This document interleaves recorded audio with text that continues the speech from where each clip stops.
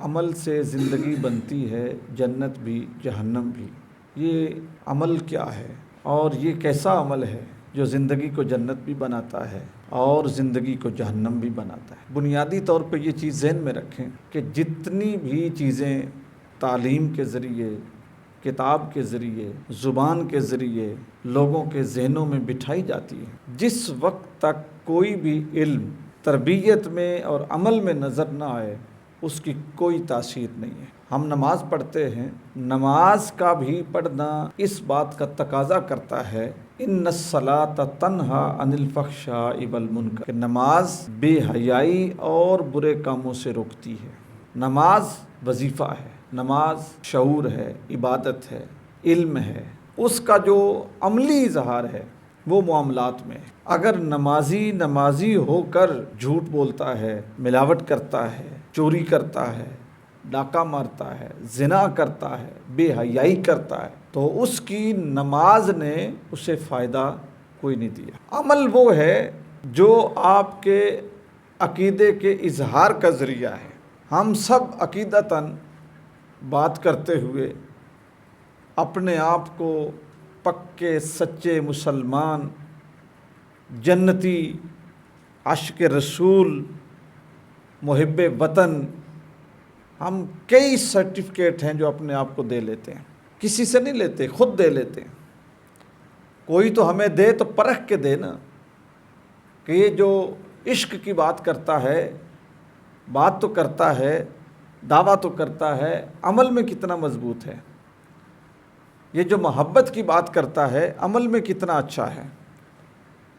یہ جو زبان سے دعویٰ کر رہا ہے، کیا اس کا عمل اس کے دعوے کو سچ ثابت کرتا ہے؟ کسی سے تو لیں تو شاید ہمیں کوئی پرکھنے کے بعد نہ دے، ہم خود اپنے آپ کو دیتے رہتے ہیں کہ میں مسلمان بڑا ہوں، میں عاشق رسول بڑا ہوں، میں عالم بڑا ہوں، میں مدبر بڑا ہوں، میں معاملہ فہم بڑا ہوں، میں صلح پسند بہت زیادہ ہوں۔ یہ سارے کے سارے وہ لقب ہیں جو ہم اپنی ذات کو دیتے ہیں۔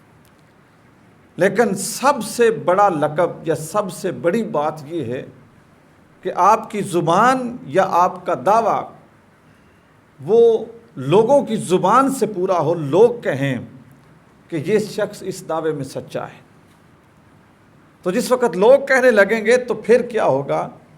پھر آپ کی زندگی وہ زندگی ہے جو یہ کہے کہ عمل سے زندگی بنتی ہے جنت بھی جہنم بھی۔ اس کے علاوہ پھر جتنا کچھ بھی ہے وہ سارے کا سارا دعویٰ ہے۔ زبان سے ہم یہ دعویٰ کرتے ہیں کہ غریب انسان کی مدد ہونی چاہیے، اور جس وقت ہم اس کے اوپر لوگوں کا ذہن بنانے کی کوشش کرتے ہیں تو قرآن مجید فرقان حمید کی آیتوں کی ایک تعداد ہے جو ہم بیان کر دیتے ہیں۔ الذین ینفقون فی السراء والضراء، وہ لوگ جو خوشی میں، غمی میں، ظاہری طور پر پوشیدہ ہو کر جس طرح بھی اللہ کے راستے میں خرچ کرتے ہیں ان کا یہ اجر ہے۔ وَمِمَّا رَزَقْنَاهُمْ يُنْفِقُونَ، جو اللہ نے رزق دیا ہے اس میں سے خرچ کرنے والوں کا یہ اجر ہے۔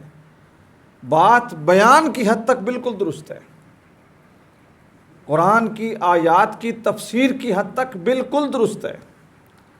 سرکار دو عالم صلی اللہ علیہ وآلہ وسلم کی زندگی اور حضور کی حدیث کو بیان کرتے ہیں تو کہتے ہیں کہ آپ کے دروازے سے کبھی کوئی سوالی خالی نہیں گیا، آپ ہمیشہ غریبوں کی، مسکینوں کی، فقیروں کی مدد کرتے تھے۔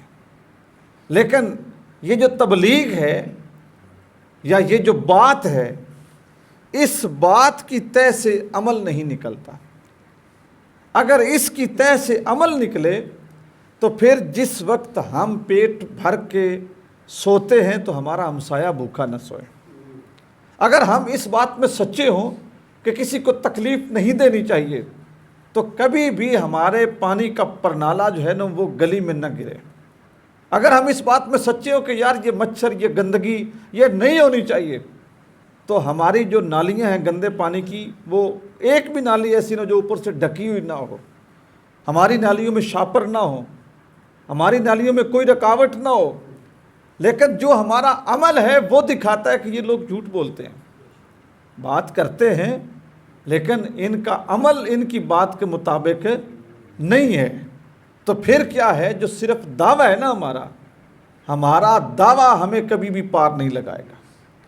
حضور اکرم صلی اللہ علیہ وآلہ وسلم نے جس وقت نبوت کا اعلان کیا تو 40 سال عمر مبارک تھی، تھوڑی سی زندگی نہیں تھی، 40 سال انسان کی زندگی کی وہ سٹیج ہے کہ جس میں وہ اپنی بھرپور ترین جوانی گزار رہا ہوتا ہے،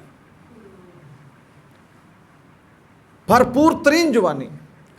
سرکار نے جس وقت نبوت کا اعلان کیا تو عرب کے لوگوں نے حضور سے دلیل مانگی کہ آپ اپنے نبی ہونے کی کوئی دلیل دیں، تو ایک نہیں سینکڑوں دلیلیں حضور کے پاس تھیں کہ اے مکہ والو، میں جس گلی سے گزرتا ہوں میرے اوپر پتھر سلام پڑتے ہیں، یہ دلیل ہے۔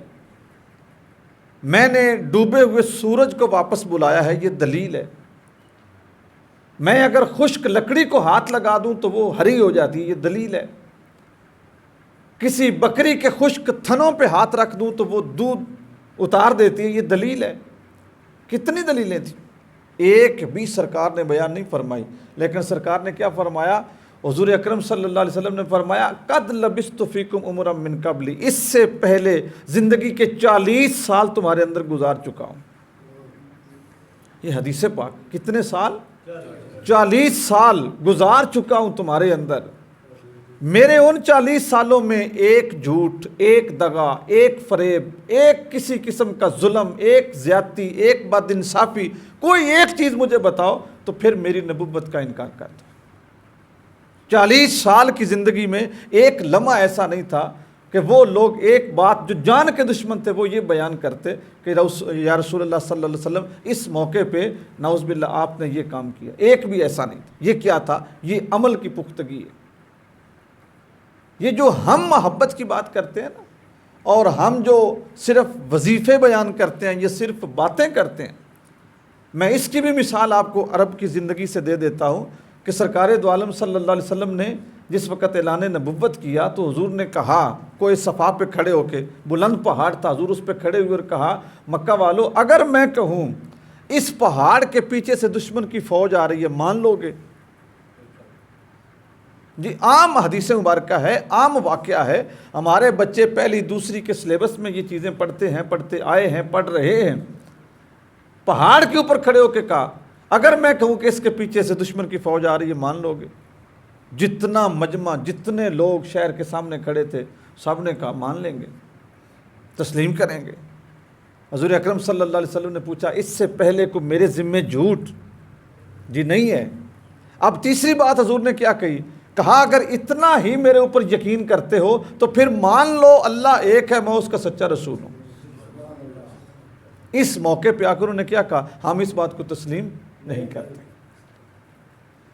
صفتیں مانتے ہیں آپ کی، آپ صادق ہیں، آپ امین ہیں، آپ خوبصورت ہیں، آپ صلح پسند ہیں، آپ رحمت ہیں، آپ انصاف کرنے والے ہیں، آپ نے لڑائی جھگڑا نہیں کیا، کسی کو زبان سے تکلیف نہیں دی، ہاتھ سے تکلیف نہیں دی، ساری چیزیں تسلیم کرتے ہیں، لیکن خود پریکٹیکلی آپ کو تسلیم نہیں کریں گے۔ دوستو سیم یہی سچویشن ہوتی ہے ہماری۔ جس وقت ہم فضائل کی باتیں سنتے ہیں نا، ہم کہتے ہیں کسی کو دعا دینے میں اتنی فضیلت ہے، کسی کی بیمار پرسی میں اتنی فضیلت ہے، کسی کی مدد کرنے میں اتنی فضیلت ہے، کسی کا دکھ دور کرنے میں اتنی فضیلت ہے فلاں، ہم فوراً سر جھومتے ہیں، جھونڈتے ہیں اور سبحان اللہ اور بڑے نعرے لگاتے ہیں، کہتے ہیں جی بالکل ایسے ہی ہے، بڑی بات ہے۔ لیکن وہی معاملہ جب کرنا پڑتا ہے تو ہم ڈھیلے ہو جاتے ہیں۔ ڈھیلے نہیں ہوتے، بالکل ہی اس کا انکار کر دیتے ہیں۔ تو آپ کا مذہب، آپ کا عقیدہ، آپ کا مسلک، یہ تینوں چیزیں بہت دھیان سے سنیں۔ آپ کا مذہب، آپ کا عقیدہ، آپ کا مسلک، اگر آپ کے ذہن میں دنیا بھر میں سب سے اچھا ہے نا، اور آپ کو یقین ہے کہ میں اس عقیدے، مذہب اور مسلک کی بنیاد پہ جنت میں چلا جاؤں گا، اگر آپ کو یقین ہے کہ میں سب سے اچھے مذہب پہ، مسلک پہ، عقیدے پہ ہوں، پھر آپ کا حق بنتا ہے کہ اپنے عمل سے ثابت کریں کہ آپ کی تعلیمات اچھی ہیں۔